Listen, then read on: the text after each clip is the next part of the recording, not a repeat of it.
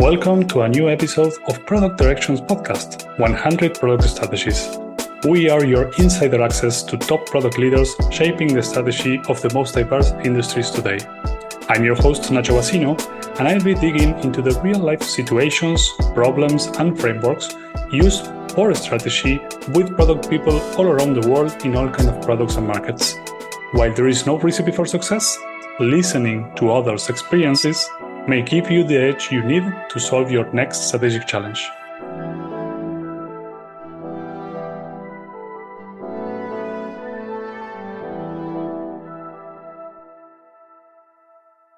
Hello everyone, and welcome to a new episode of 100 Product Strategies.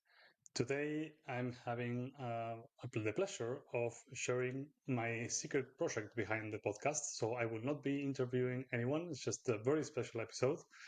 And I wanted to give you a sneak peek of what I have been doing behind the scenes. So for each of our guests and each of our interviews, I have been collecting, of course, the takeaways that you may have seen in the Substack page, but also categorizing the strategies, trying to understand what was the market, the industry, the client type, and some of the tools that this particular leader was using when doing so.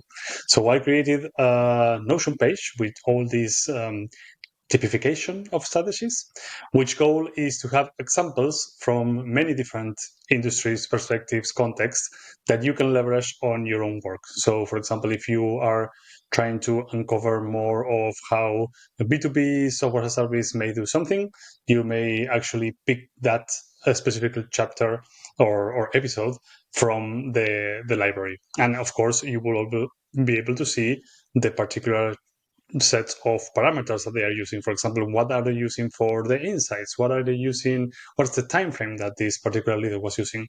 What are other tools or key challenges they were trying to overcome? So I hope this is going to be super useful. It has been so far for me. So I actually, as I was saying, the secret project behind the podcast was gathering more of these examples that, as I said in the introduction, is something that I don't see that we have that much. But essentially, this Notion page will guide you through what may be more relevant for you. Even though I would say, I think that having different perspective from even different industries can be super helpful. But in this case, if you are looking for something more targeted, this is a great way to see it. Beyond that, I will stop sharing my screen in case you're seeing this and kind of sharing the Notion page that will be attached to the episode notes. But beyond that, I wanted to share a few insights of the episode so far. So my learnings from these 30 episodes and some interesting trends that I think that you may find useful. So the first thing that was remarkable to me is that in most of the episodes, if not all, I don't want to say all, just to be cautious, but you can perceive how the leaders were following a process for creating their strategy that resembles something like the one I described in the book Product Direction. So you can see how they start by trying to understand that landscape, which is the insights phase, and we can cover later how many tools we find there. They then do some sort of narrow down, so they do some sort of selection, and in this selection, many tools are used as well. There are the ones selecting more given the vision, so trying to get closer to the vision. There are others trying to select more by ROI and business driven. There are some of them more focused on the customer problem and what's there. And usually it's a combination of all of them, right? So it's not like we are only selecting or prioritizing in one particular way.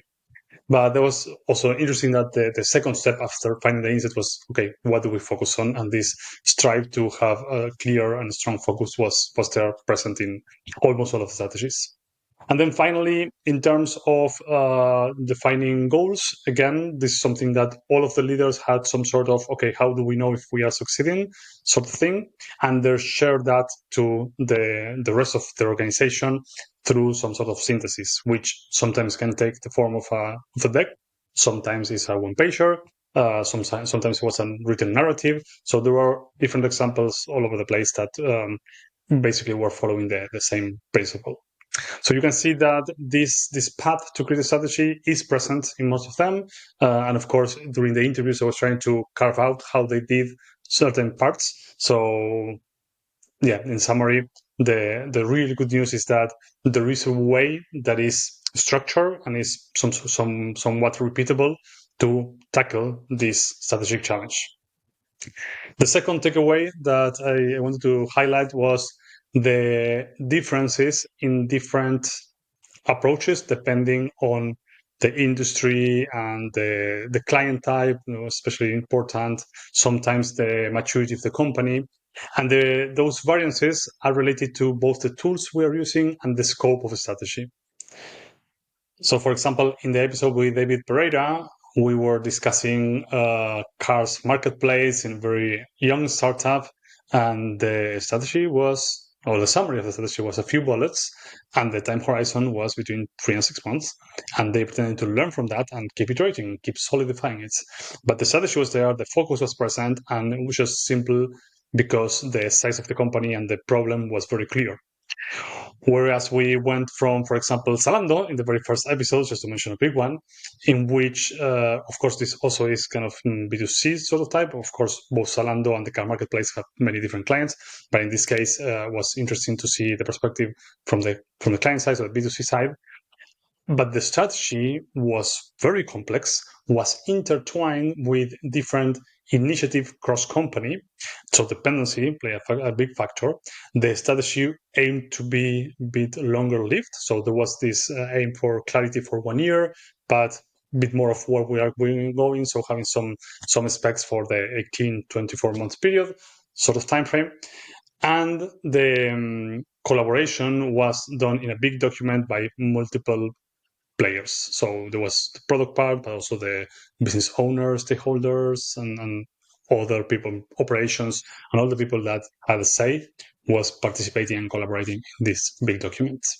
So again, different sizes have an interesting impact on the scope of the strategy and the length or the time horizon of strategy.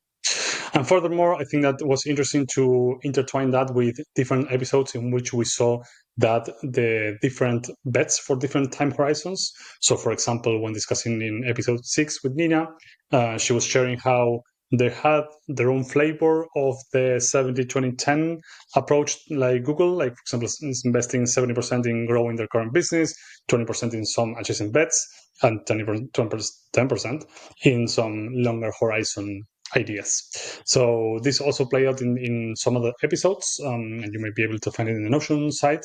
But it's interesting that there is this spirit of, hey, we are creating a strategy, and as a product team, we are not only focusing on the short term, we also need to take a look at how we will make profits in the future, because we will need to start building that feature today. So third interesting point was I was saying in the first one that the variety of tools used for insights was pretty amazing.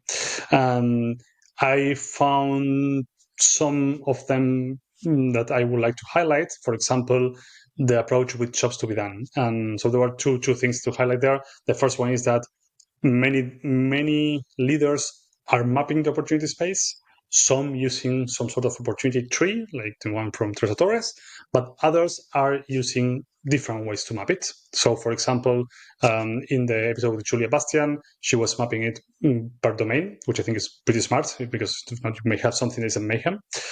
On the episode with Alessandro Pintaudi, he was mapping it through the shops to be done tree, so that was very smart as well, something that I learned for the first time.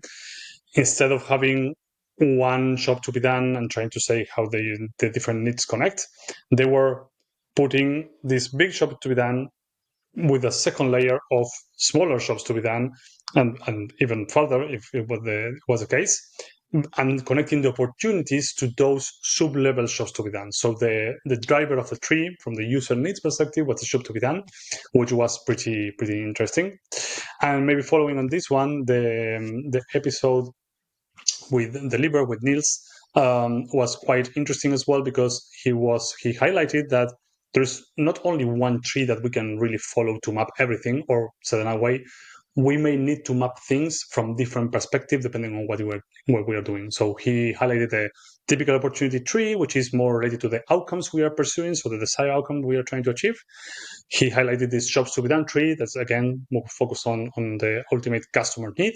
But also he mentioned what he called the product tree, which is basically surfacing the bottom-up needs that's coming from the product. So when the product starts having some, let's say, some feature depth or experience depth, this is an interesting way because it's sometimes maybe hard to map to a shops with them, sometimes maybe hard to map to a desired outcome, but essentially it's something that we can map. We know that we have some ways to prioritize, at least visualize this work, and eventually it's something interesting to prioritize as well. Maybe continuing on this, since I'm already talked about the difference in the insights part, also in the selection part was quite interesting. And the first thing I want to highlight is that we had some episodes highlighting the play to win framework, especially the one with Stuart. It was a very kind of interesting walkthrough through all the steps. So that's an interesting way to think about this. Is kind of not a selection tool because it covers all the process, but it highlights a way to select the key topics. But I think what's also interesting, as I was saying before, some of the leaders are focusing more on this sort of matrix with impact and effort. So trying to really nail down the impact for the business. And this is interesting because what they are trying to do ultimately is having a common language with stakeholders. And this is super valuable. I mean, if you are a leader, at some point in time, you need to have this discussion. So is this really valuable? So we can discuss the vision all day long, and we can have this North Star to guide our selection. But at the end of the day, when we are comparing different things, having some sort of framework to compare, it's super important. But maybe going back to that other ones that may be more visionary, I think that the most interesting part was when the selection was mixed with the written narrative. So we have a couple of examples from Tado, and then later from Toby, explaining, like, say, starting with a white page and doing a written narrative more in the what's known as the Amazon format, trying to write this 6-pager or so that explains what we are trying to achieve and what obstacles we need to overcome to do so. So I think in that sense, having the intention to uncover the key challenges to achieve a desired vision, that's what was driving these sort of selections.